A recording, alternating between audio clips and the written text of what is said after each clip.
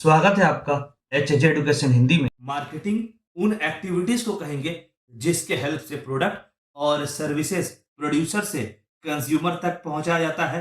दूसरे शब्दों में, प्रोड्यूसर से कंज्यूमर तक प्रोडक्ट्स और सर्विसेज का फ्लो बनाए रखने के लिए की जाने वाली सारी एक्टिविटीज को कलेक्टिवली सामूहिक रूप से मार्केटिंग कहा जाता है। प्रोडक्ट्स या सर्विसेज का एडवर्टीजमेंट, प्रोडक्ट्स या सर्विसेज का प्रमोशन, मार्केटिंग रिसर्च आदि मार्केटिंग के अंडर आता है।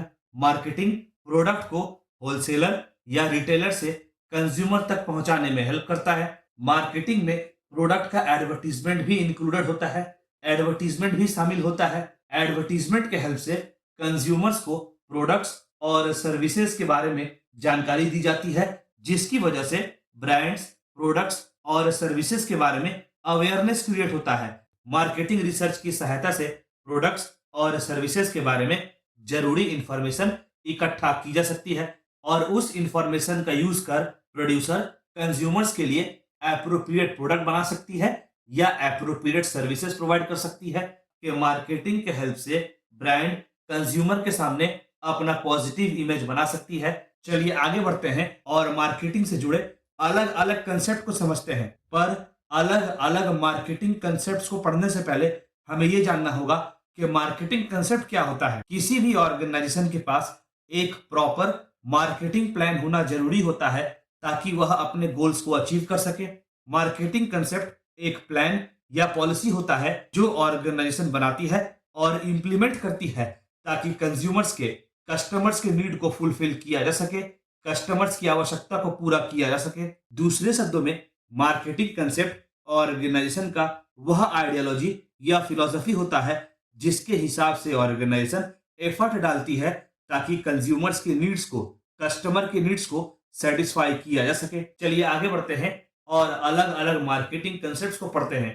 पहला, एक्सचेंज कंसेप्ट। एक्सचेंज कंसेप्ट के अनुसार मार्केटिंग का प्राइमरी काम होता है बायर्स और सेलर्स के बीच में प्रोडक्ट्स का एक्सचेंज को आसान बनाना। इस कंसेप्ट में कस्टमर सेटिस्फैक्शन, क्रिएटिव सेलिंग आदि पर अधिक बल नहीं दिया जाता है, अधिक फोकस नहीं किया जाता है।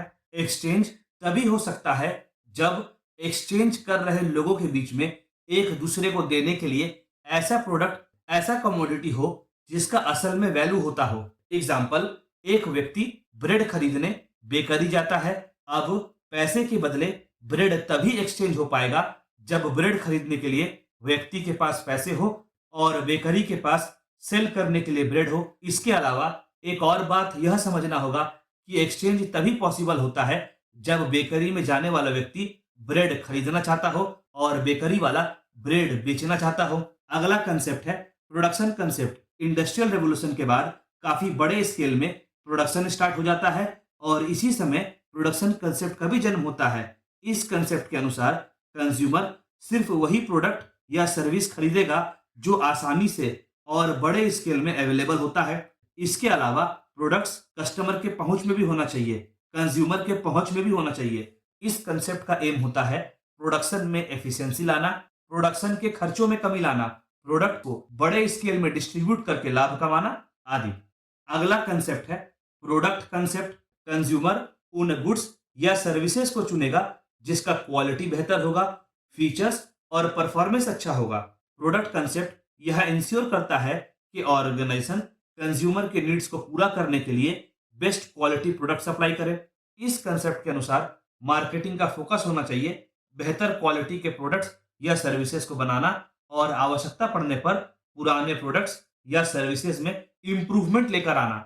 यहाँ हमें एक बात का ध्यान रखना होगा कि प्रोडक्ट या सर्विस को सक्सेसफुल बनाने के लिए बाकी फैक्टर्स जैसे कि marketing, distribution, sales, after sale service आदि की भी आवश्यकता पड़ती है। Example, Google, Apple, Microsoft product concept को फॉलो करते हुए कंज्यूमर्स को बेहतरीन प्रोडक्ट देने का प्रयास करती है।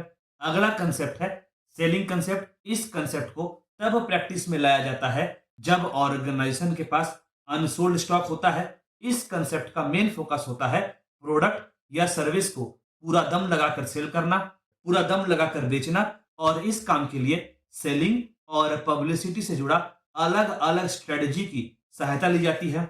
यह कंसेप्ट मानता है कि जब तक सेल्स और पब्लिसिटी से जुड़ा एक्टिविटीज परफॉर्म नहीं की जाएगी, तब तक कंज्यूमर प्रोडक्ट्स और सर्विसेज को परचेज नहीं करेगा।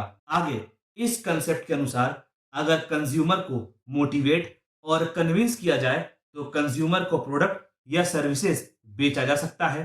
कहने का मतलब हुआ, कंज्यूमर को मोटिवेट या कन्विंस करने पर वह अपने आवश्यकता अनुसार प्रोडक्ट या सर्विसेज जरूर परचेस करता है।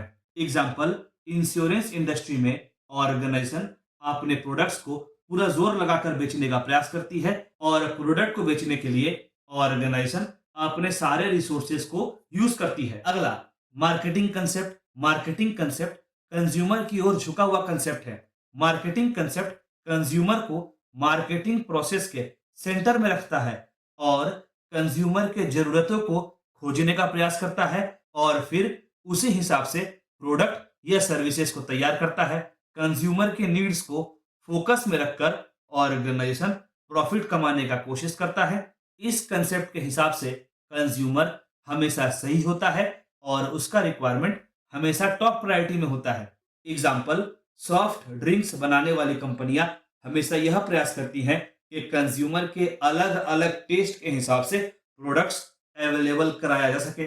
अगला कंसेप्ट है societal marketing concept. Societal marketing concept social welfare पर बेस्ड होता है, सामाजिक कल्याण पर आधारित होता है। ऐसा प्रोडक्ट या सर्विस हो सकता है जो कंज्यूमर के द्वारा डिमांड तो किया जाता है पर वह पूरे समाज के लिए हानिकारक हो सकता है। कंज्यूमर का नीड्स, कंज्यूमर का इच्छा, ऑर्गेनाइजेशन के गोल्स के अलावा भी ऑर्गेनाइजेशन को सोसाइटी को ध्यान में रखकर डिसीजन लेना होता है। ऑर्गेनाइजेशन को एथिक्स, सोसाइटी और एनवायरनमेंट को ध्यान में रखकर अपना डिसीजन लेना चाहिए। ऑर्गेनाइजेशन को यह समझना होगा कि प्रॉफिट्स के अलावा सोसाइटी और एनवायरनमेंट भी इंपॉर्टेंट होता है।